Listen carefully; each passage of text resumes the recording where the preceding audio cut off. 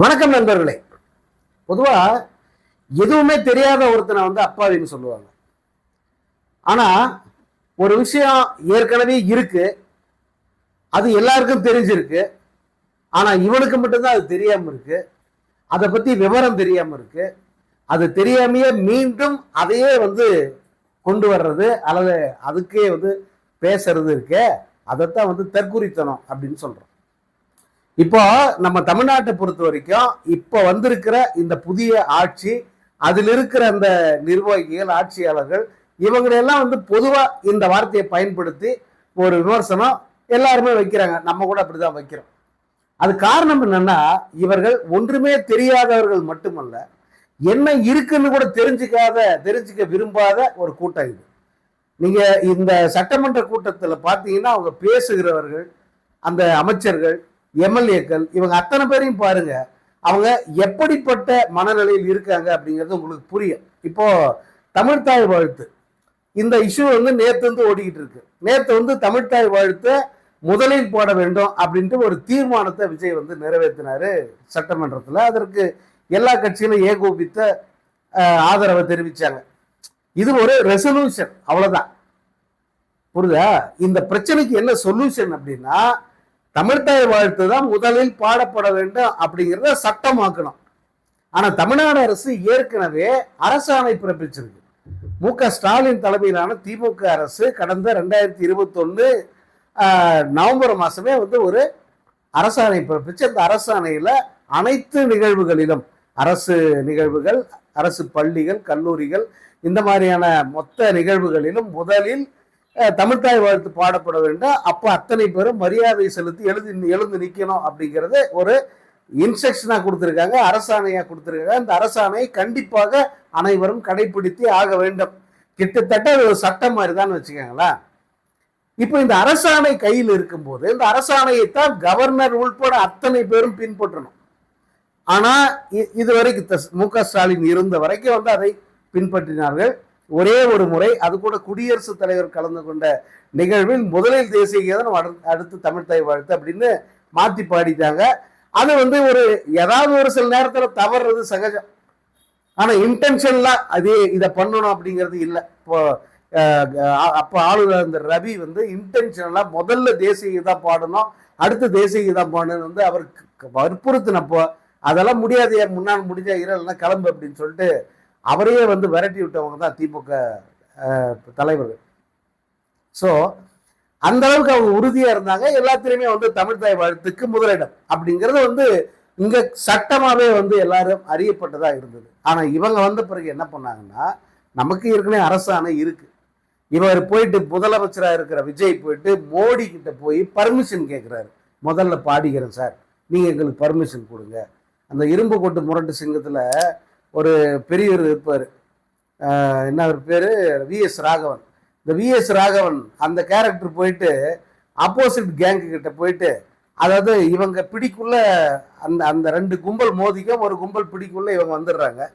அப்போ இவங்களுக்கு எதுக்கெல்லாம் உரிமை இருக்கு அப்படின்னு கேட்பாங்க. அப்போ போயிட்டு இவருக்கு ஒரு விஷயத்துக்காக உரிமை கேட்பார். இதை கூட அதை கம்பேர் பண்ணக்கூடாதுனால அதை சொல்ல விரும்பல. அப்படி போய் உரிமை கேட்குற மாதிரி, நான் இதை செஞ்சுக்கலாமா, ஒரு வாய் இப்போ தண்ணி குடிச்சிக்கலாமா, அதுக்கு பர்மிஷன் கொடுப்பீங்களா அப்படின்னு கேட்குற மாதிரி மோடி கிட்ட போயிட்டு, எனக்கு தமிழ்தாய் வாழ்த்தை நாங்கள் முதல்ல பாடுறதுக்கு அனுமதி கொடுங்க அப்படின்னு கேட்குறாரு விஜய். அது மிகப்பெரிய தவறு, அபத்தம்.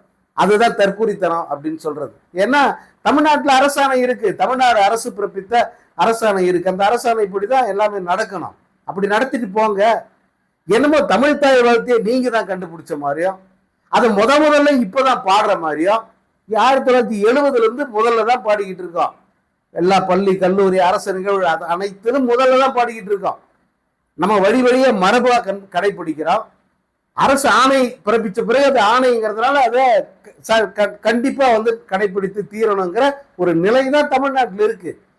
ஆனா என்னமோ மு.க.ஸ்டாலின் காலத்துல அது பாடாமே விட்ட மாதிரி இல்லை, எடப்பாடி காலத்துல அப்படியெல்லாம் புறக்கணிச்சிட்ட மாதிரியோ, இவங்க தான் என்னமோ நட்டமா நின்றுத்திட்ட மாதிரியோ, இவங்க காலத்துல தமிழ்தாய் வாழ்த்துக்கு இவ்வளவு பெரிய இம்பார்ட்டன்ஸ்ங்கிற மாதிரி இவர்கள் சட்டசபையில பேசியதாகட்டும். அதற்கு இந்த எதிர்கட்சிகள் அத்தனை பேருமே என்னமோ தாவேகாவுக்கு தடவி கொடுக்குற மாதிரி இவர்கள் அதற்கு ஆதரவு தெரிவித்து பேசுனதெல்லாம் அபத்தமா இருந்தது.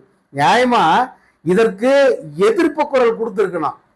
ஏற்கனவே அரசாணையே இருக்கு, உன்னால முடிஞ்சா இதை சட்டமாக்கு, மத்திய அரசை வலியுறுத்தி நீங்க கான்ஸ்டியூஷன்ல எங்களுக்கு இந்த தமிழ்நாட்டுக்கு தமிழ் தாய் வாழ்த்து தான் முதல்லன்னு சொல்லி சட்டமாக்கு அப்படின்னு பேசியிருந்தா கூட ஒரு நியாயம் இருக்கு. இதை விட கொடுமை என்னன்னா, இவங்க இப்படி எல்லாம் பேசிக்கிட்டு இருக்காங்க, அங்க ஒன்றிய அரசு அமித்ஷா தரப்புல இருந்து ஒரு விளக்கம் வருது. என்ன தெரியுமா, நான் உங்களை தமிழ் தாய் வாழ்த்து எப்ப பாடணும்னு நான் சொல்லவே இல்லையாப்பா, நீ முதல்ல பாடுறியா கடைசியில பாடுறியா அப்படின்னு நான் எந்த இன்ஸ்ட்ரக்ஷனுமே கொடுக்கலையே, ஓ விருப்பம், நீ முதல்ல பாடினா பாடிக்கா, கடைசியா பாடினா பாடிக்கா. எங்களை பொறுத்த வரைக்கும் தேசிய கீதம் வந்தே மாதரம் இந்த 2 ஆந்தம் இருக்கு இல்லையா, இதுல முதல்ல வந்தே மாதரத்தை பாடணும், அப்புறம் தான் தேசிய கீதத்தை பாடணும். அவங்க ஒரு புரோட்டோகால் வைக்கிறாங்க, முதலில் வந்தே மாதரம், அதற்கடுத்து தேசிய கீதம். சரி, எங்க மாநிலத்தில் நாங்க என்ன பண்ணணும், முதல்ல நீ தமிழ் தாய் வாழ்த்து பாடிக்க, எனக்கு ஒன்றும் அப்ஜெக்ஷன் இல்லைன்னு ஒன்றிய அரசு சொல்லுது. நேற்று நீங்க எத்தனை பேர் அதை கவனிச்சிங்கன்னு தெரியல.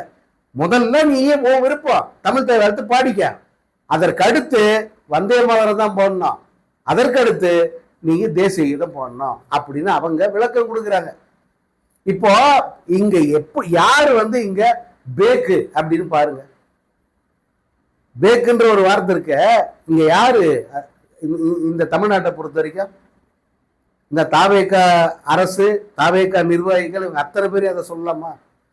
எந்த அளவுக்கு இவர்கள் தங்கள் உரிமையை, நம்ம தமிழ்நாட்டு உரிமையை தானா தார பார்த்துட்டு அப்புறம் நான் எடுத்துக்கிட்டுமா அப்படின்னு கேட்கறேன். ஐயோ, நான் உங்ககிட்ட எதையுமே கேட்கலையா, நீ பாடினா பாடு, பாடாட்டி போயான்ட்டு அவங்க சொல்றாங்க. ஸோ இதுதான். அப்புறம் இன்னைக்கு இன்னொரு அபத்தம், அது என்னன்னா, நீட் தேர்வுக்கு விலக்கு கேட்டு இவங்க தீர்மானம் நிறைவேற்றுறாங்க சட்டமன்றத்தில்.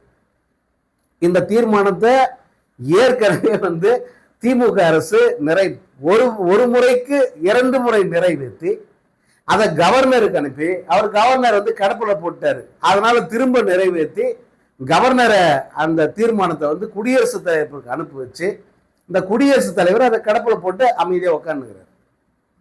அவங்க நினைச்சாங்கன்னா, குடியரசுத் தலைவர் நினைச்சா அதை ஓகே ரைட்டு தமிழ்நாடுக்கு விளக்கு கொடுக்கலாம், அவங்க கேட்கறாங்க, சட்டமன்றத்தில் நிறைவேறி இருக்கு. சட்டமன்றன்றது தமிழ்நாட்டு மக்களுடைய ஒருமித்த குரல், அது அத்தனை கட்சிகளும் அத்தனை கட்சி எம்எல்ஏக்களும் யோகோபித்த குரலில் நிறைவேற்றிய தீர்மானம் அது. அந்த தீர்மானம் தான் அங்க போய் உட்கார்ந்து இருக்கு. அதை இவர் அனுமதி கொடுத்தா, குடியரசு அனுமதி கொடுத்தா நீட் விலக்கு கிடைச்சிடும். இதுக்குதான் திமுக 5 ஆண்டு காலம் போராடிச்சு. ரொம்ப சுலபமா நீங்க கேள்வி கேட்டீங்கல்ல, நீட்டுக்கு நீங்க என்ன பண்ணீங்க, நீட் எடுத்து என்ன பண்ணீங்க, நீட் விலக்கு கிடைச்சிருச்சா, நீங்க டிராமா போடுறீங்க சொன்னீங்கல்ல, நீங்க என்ன சார் பண்றீங்க? அதே மு.க. ஸ்டாலின் என்ன ரூட் எடுத்தாரோ அதைத்தானே எடுக்கிறீங்க. இப்ப நீங்க புதுசா ஒரு தீர்மானம் போடுறீங்க, இது அர்லேக்கர் கிட்ட போகும், கவர்னர் கிட்ட. அவர் எடுத்து படிச்சு பார்த்துட்டு அவர் தலையணிகள் வச்சுக்க போறாரா இல்ல அனுப்ப போறாரான்னு தெரியாது. அப்படியே அனுப்புனாலும் அந்த அம்மா என்ன பண்ணோம், குடியரசுத் தலைவர் அம்மா அதை வாங்கி, சரி ஏற்கனவே ஒரு கட்டு பேப்பர் வந்துக்குது, அது கூட சேர்த்து இதையும் வைடான்னு சொல்லி வச்சுட்டு அவங்க அது மேலே ஏறி படுத்துக்கிட்டாங்கன்னா உங்களால் ஒன்றும் பண்ண முடியாது. இதுதான் இங்க மிகப்பெரிய பிரச்சனையா இருக்கிறதே இதுதான். நம் குரல் அங்கு எடுபடல, நம் குரலை அவங்க மதிக்கல. இங்கிருந்து நம்ம தீர்மானம் நிறைவேற்றி மசோதா நிறைவேற்றி அனுப்புறோம், அதை அவங்க சட்டமாக்குவதில்லை, அதுக்கு அனுமதி தருவதில்லை. அதுதான் தமிழ்நாடு திமுகவுடைய தலைவரும் முன்னாள் முதல்வருமான மு.க. ஸ்டாலின் அவர்கள் இந்த அரசியலுங்கிறது தமிழ்நாட்டுக்கு டெல்லிக்கும் தான், தமிழ்நாடு வர்சஸ் டெல்லி அப்படின்னு அவர் சொன்னதுக்கு காரணம் இதுதான். நம்ம நிலைமை இப்படி இருக்குப்பா அப்படின்ட்டு இன்னைக்கு நீங்க அதே ரூட்ல நீங்க இப்ப தீர்மானம் நிறைவேற்றிக்கிறீங்க. உங்களால என்ன பண்ற முடியாது? நீங்க மட்டும் நீட்டுக்கு விளக்கு வாங்கி கொடுத்துருவீங்களா? கொடுத்துருவாங்களா அவங்க? ஸோ இதுதான் நம்ம ஏற்கனவே இருக்கிறதையே இவங்க ஆமா இருக்குது அப்படின்னு சொல்றது புதுசான செய்தியை மாறுது. தாவேகா எப்படி ஆட்சிக்கு வந்ததுன்னா, இங்க எல்லாமே இருக்கு, எல்லா பிரச்சனையா இருக்கட்டும், நல்லது கெட்டது எல்லாமே இருக்கு, எல்லாருக்கும் தெரியும். அதை இவங்க அதை சொன்னாங்கன்னா, இவங்க வாயால சொல்லிட்டா அது புதுசா ஒரு தலைப்பு ஆயிடும், புதுசா அதுக்கு ஒரு முக்கியத்துவம் கிடைக்கும், அதனுடைய விளைவு பப்ளிசிட்டி பெருசாகும். அது இவர்களுக்கு மக்கள் மத்தியில ஒரு கூடுதல் முக்கியத்துவத்தை கொடுத்து வாக்குகளை கூடுதலா பெற வச்சு இன்னைக்கு கோட்டையில போய் உட்கார வச்சிருச்சு. இது மிகப்பெரிய ஒரு சதுரங்க வேட்டை தான். இதுவும் இதே ஏற்கனவே இருக்கிறதையே புதுசா காட்டி ஆசையை தூண்டி அவனை வந்து ஓட்டு போட வைக்கிறது, அந்த சதுரங்க வேட்டையை தான் வந்து இப்ப நடத்தி முடிச்சிருக்காங்க. அது சட்டமன்றத்திலும் வந்து எதிரொலிக்குது அப்படிங்கிறதா வந்து நமது பார்வை. இப்போ இந்த அரசு இன்னைக்கு பதவி ஏற்று 100 நாள் ஆயிடுச்சு. இந்த 100 நாள்ல இந்த ஆட்சியில் என்னென்ன நடந்திருக்கு அப்படின்னு ஒரு ரிவைண்ட் பண்ணி பார்த்தா உண்மையிலே வந்து காமெடியா இருக்கு. அதை வந்து அப்புறமா இன்னொரு வீடியோவில் சொல்றேன். மற்றபடி வந்து பட்ஜெட்டுங்கிற பேர்ல திமுக திட்டங்களுக்கு ஸ்டிக்கர் ஒட்டினாங்க, அதிமுக திட்டங்களுக்கு வேற பேர் வச்சாங்க. அதுக்கு அடுத்து போலீஸுக்கு விருது கொடுக்குறாங்க, அதற்கு கூட வந்து வெற்றி விருதுன்னு தான் கொடுக்குறாங்க, விஜய் விருதுன்னு கொடுத்துருக்குறாங்க. இதெல்லாம் எங்க போய் முடியுமே தெரியல. ரொம்ப கேவலமா இருக்கு, ரொம்ப ரொம்ப கேவலமா இருக்கு. இது மாதிரி எந்த அரசும் எந்த முதல்வரும் செய்யாத ஒரு அபத்தத்தை விஜய் அவர்கள் அவருடைய அனுமதியோடைய அவருக்கு தெரிஞ்சா இதெல்லாம் வந்து அவர் ரசிக்கிறாரா ஒன்றும் புரியல. இல்லைன்னா அவர் இதை ஒத்துக்கிட்டு வந்து விருதெல்லாம் கொடுப்பாரா? போலீஸுக்கு வெற்றி விருதுன்னு கொடுக்குறாரு, வெற்றி கோப்பை, வெற்றி விருது. என்ன இதெல்லாம்? எல்லாத்துலயும் அவர் என்ன ஸ்டாலின் பேரை வச்சுக்கிட்டாரு? எல்லாத்திற்குமே வந்து கலைஞர் பேர் மட்டுமே வச்சுக்கிட்டு இருந்தாரா? எதற்கு யார் பொருத்தமான தலைவர்கள் பெயரா அது கரெக்டா சூட்டிக்கிட்டு இருந்தாங்க. இவங்க எல்லாத்துக்குமே வந்து விஜய் பேரை சூட்டுறாங்க. அது ரொம்ப ஏற்க முடியாத ஒரு விஷயம். உங்களுக்கு உறுத்தல இல்லையா? உங்களுக்கு எப்படி அது ஜீரணமாகுது? இந்த மாதிரி நம்ம செய்யறது மிகப்பெரிய தவறுன்னு உங்களுக்கு புரியலையா? நமக்கு சம்பந்தமே இல்லை, நம்ம செய்யாத ஒரு சாதனை, அதுக்கு நம்ம பேரை வைக்கிறோமே அப்படின்னு நீங்க யோசிக்க கூடாதா? ரொம்ப ரொம்ப தவறு. அரசு பதவி ஏற்றதிலிருந்து இப்ப வரைக்கும் போற பாதை வந்து தவறான பாதையை தான் போயிட்டு இருக்கு. இலக்கு இல்லாம இந்த வண்டி ஓடுது. இது எங்க போய் முட்டிக்கிட்டு நிக்க போகுது அப்படின்னு தெரியல. அடுத்து இந்த சட்டமன்ற கூட்டத்தொடரில் பேசுகிற அந்த அமைச்சர்கள், தாவேக அமைச்சர்கள், அதுல 2 பேருடைய பேச்சு வந்து மிக கடுமையான அதிருப்தியை விமர்சனங்களை கிளப்பியிருக்கு. ஒன்று அமைச்சர் ஆதவ அர்ஜுனாவுடைய பேச்சு. அவர் வந்து ஆதாரங்களோட பேசணும் அப்படின்னு சபாநாயகர் சொல்றாரு. ஒரு குற்றச்சாட்டு முன் வச்சா கூட ஆதாரத்தோட சொல்லணும். இவர் என்ன பண்றாருன்னா, ஆதாரம் தானே, நான் எனக்கு ஒரு ஆதாரம் இருக்கு அப்படின்ட்டு இவரா ஒன்று வச்சுக்கிறார் கையில. அந்த இதுதான் ஆதாரம் அப்படின்னு சொன்ன உடனே அந்த சபாநாயகர் வந்து அதை அனுபவிச்சிடுறாரு. அவருக்கு வாய்க்கு வந்ததெல்லாம் உலகிட்டு போறாரு. அதுல ஒன்று, கரும்பு விவசாயமே வந்து படுத்துருச்சு, தமிழ்நாட்டில் கரும்பு விவசாயமே இல்லைங்கிற ரேஞ்சுக்கு வந்து பேசுறாரு. அதாவது முதல்ல கிட்டத்தட்ட 30% கரும்பு விவசாயம் வந்து இல்லாம போயிடுச்சு, வீழ்ச்சி அடைஞ்சிருச்சு அப்படின்னு சொல்றாரு. அதுக்கு இவர் ஒரு தவறான புள்ளி விவரத்தை காட்டுறாரு. அதையும் சபாநாயகர் அனுமதிக்கிறார். நியாயமா வந்து அதை வெரிஃபை பண்ணணும். முன்கூட்டியே வந்து அதை வாங்கி அவர் சொல்லி இருக்கிற குற்றச்சாட்டு உண்மையா, அந்த தகவல் உண்மையான்னு சொல்லி வெரிஃபை பண்ணாம வேணாமா? அந்த ஃபேக்ட் செக்கே இல்லாம ஏதோ ஒரு துண்டு பேப்பர் கையில கிடைக்குது, ஏதோ ஒரு ஆதாரம் ஏதோ ஒன்று சொல்றாங்க, அதை வச்சுக்கிட்டு வந்து ஆதவ அர்ஜுனா பேசுறாரு. கரும்பு விவசாயம் எவ்வளோ பெருகி இருக்கு, அதற்கான உள்கட்டமைப்பு எவ்வளோ பெருகி இருக்கு, எவ்வளோ சர்க்கரை ஆலைகள் இருக்கு, அது எவ்வளோ வேலை செய்யுது, ஒரு வருடத்துக்கு எத்தனை நாட்கள் வேலை செய்யுது அந்த சர்க்கரை ஆலைகள், இதெல்லாம் வந்து தெரிஞ்ச ஒரு மனிதனாக இருந்தால் இந்த மாதிரி வந்து அபத்தமா பேச மாட்டாங்க. இன்னும் சில நாட்கள்ல மகாராஷ்டிரா வந்து இறக்குமதி பண்ண வேண்டி வரும்லாம் பேசுறாரு ஆதவ அர்ஜுனா. நிலைமை அப்படி இல்லை. தமிழ்நாட்டில் கரும்பு விவசாயங்கிறது எப்போதும் சீராத்தான் இருந்திருக்கு. இப்போ வரைக்கும் வந்து அது மிக செழிப்பான ஒரு துறையா வந்து இருக்கு. அதுக்காகத்தான் வந்து அதுக்கு கரும்புக்கு டன்னுக்கு 4000 ரூபாய்க்கு மேல ஏற்றி கொடுங்க அப்படின்னு அந்த விவசாயிகள் கேட்டுக்கிட்டு இருக்காங்க. இந்த அடிப்படை உண்மை கூட தெரியாம முந்தைய அரசு மீது குற்றம் சாட்டணுன்ற ஒரே நோக்கத்தோடு வந்து அந்த ஆதவ அர்ஜுனோட பேச்சு அமைது. இன்னொன்று அவர் பேசுகிற விதம், அவருடைய உடல் மொழி எல்லாமே வந்து கடும் எரிச்சலையும் கோபத்தையும் கிளப்புது. பார்க்குறவங்க அத்தனை பேருக்குமே மிக கடுமையான கோபத்தை வர வைக்கிற ஒரு பேச்சு இது. ஆதவ அர்ஜுனா தனது உடல் மொழியை பேசுகிற விதத்தை நிச்சயமா மாற்றிக்கணும். அப்புறம் இன்னொருத்தர், அவர் பெரிய ரவுடி, பெரிய தாதா போல இருக்கு, மரிய வில்சன். ஒருவேளை சத்யபாமா யூனிவர்சிட்டியில் கல்லூரிகளில் அவர் அப்படி ஒரு பெரிய ஒரு தாதா மாதிரி தான் அவர் நடந்துக்கிட்டு இருந்தாரான்னு தெரியல. ஆனால் சட்டமன்றத்தில் வந்து அவருடைய பேச்சு, அவர் பயன்படுத்துகிற மொழிகள், தமிழை அவர் பேசுகிற விதம், அதை விமர்சனம் பண்ணால் அதுக்கு அவருக்கு வருகிற கோபம், நான் இப்படித்தான் பேசணும்னா என்ன பண்ண முடியும் அப்படிங்கிற ரேஞ்சுக்கு பேசுறதெல்லாம் வன்மையாக கண்டிக்கத்தக்கது. சபாநாயகர் இதையெல்லாம் கம்முன்னு வந்து பார்த்துக்கிட்டு இருக்காரு. இதற்கெல்லாம் வந்து எந்த ரியாக்ஷனும் இல்லை சபை குறிப்பிலும் இதெல்லாம் நீக்குவேன் அப்படின்னு சொல்லாமல் அமைதியாக பார்த்துக்கிட்டு இருக்கிறதெல்லாம் மிக மிக தவறு.